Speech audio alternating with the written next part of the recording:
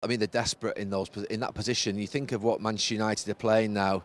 They've obviously let Jadon Sancho go. They've let Rashford go. They've let Antony go. So 3 players who are obviously natural, more sort of players who travel with the ball. And I'm also very strongly told that Rashford has no interest in being involved in any part exchange deal that Manchester United may be considering now. We'll get back to Gary and Melissa in just a quick second, but remember, if you like this video, please like, share and subscribe, and don't forget to click the notification button so that you know when the next Big D video hits. And as ever, if something is on your mind, if something is bubbling up inside of you that you need to express, please express it in the comments. The Big D reads all of the comments and he's always interested in what is on your mind. Anyway, in this video, we are going to be looking at a few little clips on latest news on Marcus Rashford, Cunha coming from Wolves, and also United's search for a striker in the summer. And it's full of some really interesting tidbits and whatnot. And you're going to hear Gary's opinion on Matheus Cunha coming to Old Trafford as well. And some really nice news there, to be fair. And it gives Manchester United fans hope. But anyway, here's the clips. Stick around for after the clips because the Big D is going to be giving his thoughts on what is said in these videos. Here they are. They're desperate in that position. You think of what Manchester United are playing now. They've obviously let Jadon Sancho go. They've let Rashford go. They've let Antony go. So 3 players who are obviously natural, more sort of players who travel with the ball. They're playing with Garnacho at the moment, but then they're lopsided.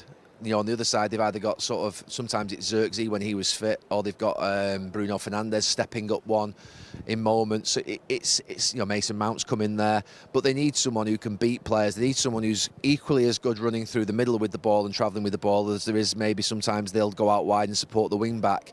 So he's a type of player that you could see Manchester United being interested in that would suit this system that Ruben Amorim wants to play. And like I say, they've lost 3 players who play in that type of position, so they need to fulfil that. You know, they need to fill those roles definitely, or else they're going to struggle. They need to score goals. Manchester United, Ruben Amorim said at the weekend, we're just struggling to score goals. So you need players who can sort of take risks, good in the final third, and Cunha's got a lot of ability. We've seen a few flashpoints from him though this season. Any concerns at all about Cunha the character, if not Cunha the player? No, to be honest with you, I quite like. I mean, if I was playing against him, I wouldn't like a player with a bit of spirit and a bit of fight. If I was playing with them, I used to play with some unbelievable players, some of the very best in the world at their time, and they had a right sort of, attitude's not the right word, but they had the right spike to them. You know, think about Wayne Rooney, Carlos Tevez, Eric Cantona, think about Mark Hughes, how tough and sometimes spirited they were in games. And, you know, sometimes they did the unpredictable, sometimes they lost their discipline. But they're amazing players. Now, I wouldn't, you know, obviously at the time that they get sent off, they know that they've let the team down, but what they give you in return is something special, and I love a player with a character. You mentioned that just briefly at the end of that answer, Melissa. What about United's plans for attackers in the summer? They would like to bring in 2 attackers. Ruben Amorim wants a striker, and he also wants a dynamic number 10 that's versatile. Now, as I've been reporting on Sky Sports News, Matheus Cunha from Wolves, he very much fits the profile of that second role that they're looking for. He is seen as a direct goal threat, somebody who can help United's ball progression with his take-ons. He's got a fieriness that United have lacked. There's a £62.5 million release clause in the contract. Now, there will be competition to trigger that release clause because he is quite a unique player and he fills a gap a lot of clubs have. But he's given United positive indications that he would want to join them. So they're working on what the parameters of a deal could look like there. In terms of the personal terms, we know that his release clause gives United a very clear indication of what his fee would be. Now, in terms of a striker, Liam Delap is one they like. The technical director, Jason Wilcox, obviously knows him quite well because he signed him for Manchester City's academy. Now, Delap has a £30 million relegation release clause in his contract, which then again gives United a very clear directive of which to work with. But the other alternative up front is Victor Osimhen, who is a lot more experienced, pedigreed. He'd also be a lot more expensive. And I think what United will need to work out is what they genuinely need in front of goal. Is it a guaranteed banker there, which in my opinion is what they require? Or is it a younger player with a high ceiling? And what you can see from their transfer policy so far is they're working really on a dual policy on two sides, the younger side, the more experienced side, and in terms of cost, because we know what they can do this summer will change dramatically if they win the Europa League. But they also have to plan if that doesn't happen to be. Start this hour on Sports Desk with the future of Marcus Rashford. We understand that he wants to play Champions League football next season, but will not be rushed into a decision on his future. For more on this, we're joined by our senior reporter, Melissa Reddy. Melissa, very good afternoon to you. Rashford's future is still undecided as it stands. What can you tell us? Yeah, Marcus Rashford hasn't had any discussions over his future yet.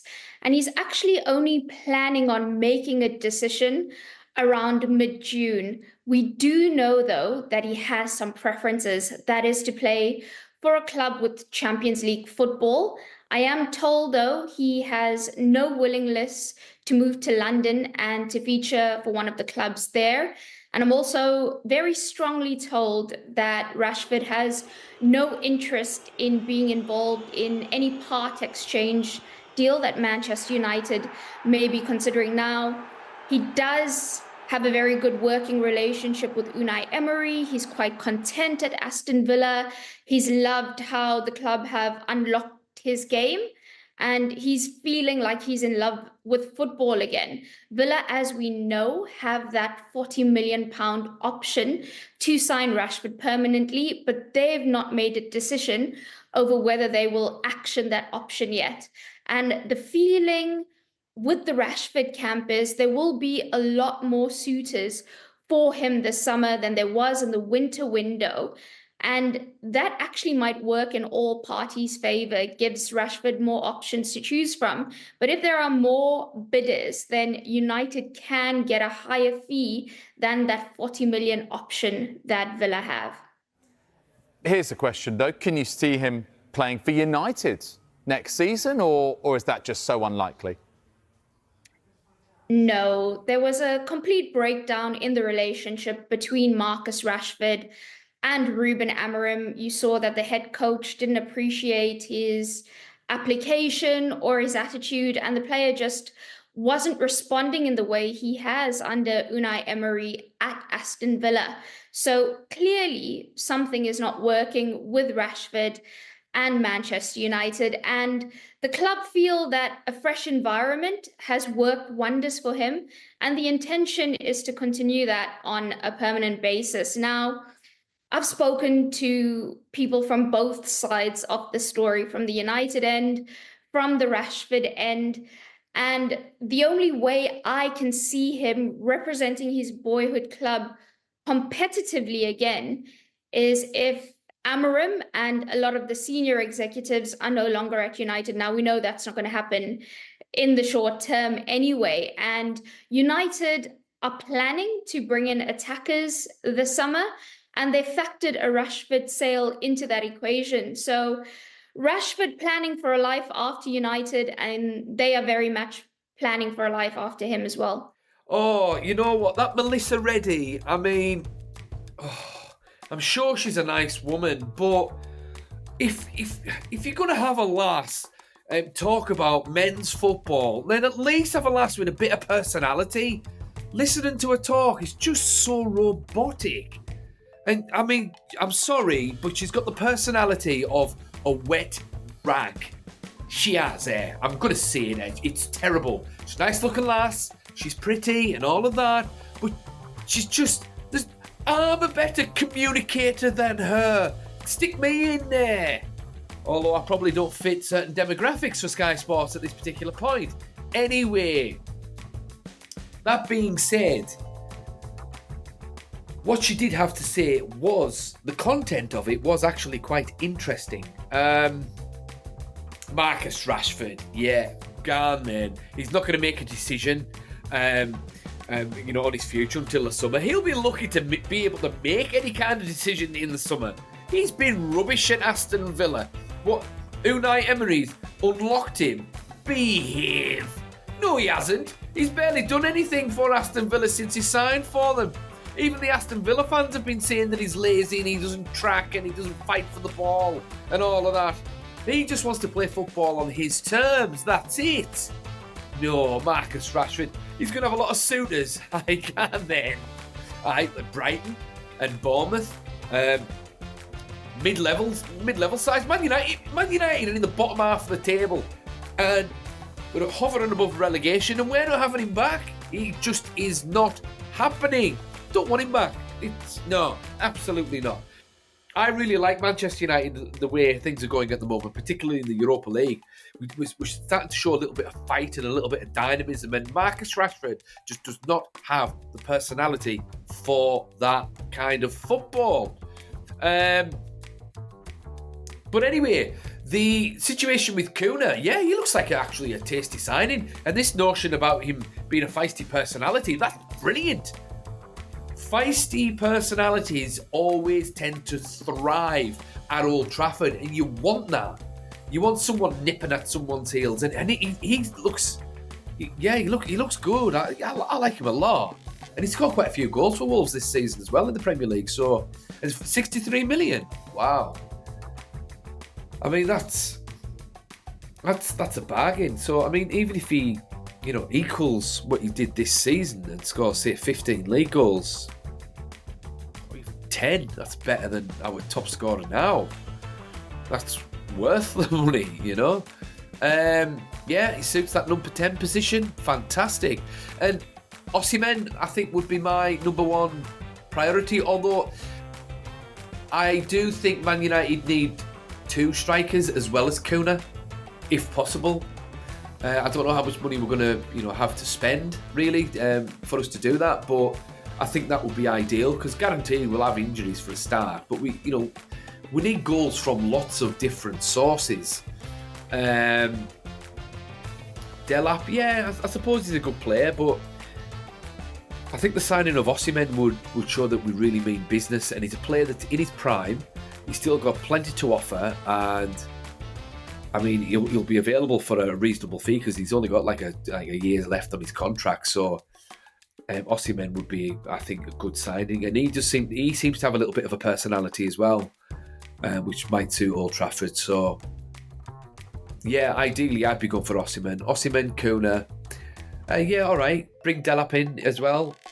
I'm not sure what else Man United need outside of the attacking reinforcements, because especially, I mean, how much money are we going to have to spend? I mean, let's say we get rid of Rashford, and if we got offered 40 million from anyone for Marcus Rashford, we're not going to get more than 40 million. We'd be lucky to get 40 million for Marcus Rashford. He doesn't look like a 40 million pound player. 28 million tops. And that's only because he can sell a shirt or two. But no, Marcus Rashford, no. But let's just say we got 40 for him, and Anthony's been smashing it in Spain, so we might get 60 million for Anthony. I read somewhere the other day that Atletico Madrid were going to spend a lot of money on him. So let's say we got 50 for Anthony, which would be good because he's a good player. It's just not worked out at Man United. So let's say we got 50 for him, and 40 for Rashford, and then I think they've got we're getting 40 for Sancho, unless Chelsea get fined 5 mil. So there's 4, 8. There's 130 right there. 6. I mean, well, we're going to have quite a lot of money to spend this summer. Hopefully, anyway. Hopefully. I'm not sure what else we need though. I mean, Kobe's coming back and he's been playing well lately. I think we're all right in defence so long as we stay away from injuries. Perhaps a goalkeeper. Yeah, I think we need a goalkeeper. I think it's time's up for Onana. So maybe if we get 40 million for him as well, and then we get a new goalkeeper, I think that'll be ideal. So 2 strikers, Cunha, and a goalkeeper. That's a really good That is a really good transfer window. And plus also, Mason Mount seems to be staying relatively injury-free of late. So he can always cover at the number 8 position alongside, say, Casemiro or Ugarte. And we'll have Cobby in there. So Cobby, Mason Mount, Ugarte and Casemiro. We've got Luke Shaw coming back as well, so he can fight out the left-back position with Dorgu. And we've got Hamas coming through. He looks good. We've got Aiden Heaven and Lenny Yoro. They're coming through. Yoro's been looking a lot more solid lately as well. We've got Mazraoui and we've got Dalat on the right. Yeah, I mean, Man United aren't that far off. We don't need major squad surgery. We just need to get rid of a bit of dead weight and just upgrade a little bit. And I mean, Osimhen and Cunha would make a massive, massive difference. I've always said that one man doesn't make a team, but one man does make a difference in any side, really. And if we get 2 players that make a difference, that can help Bruno out, wow, that would be fantastic. But anyway, what do you guys think? Do you think Cunha will be a good signing? Do you think Marcus Rashford's going to get his nice big move to Barcelona or somewhere else? And yeah, what do you think of the future at Man United? It's looking bright. Anyway, thoughts in the comments, and the big deal. See you in the next one.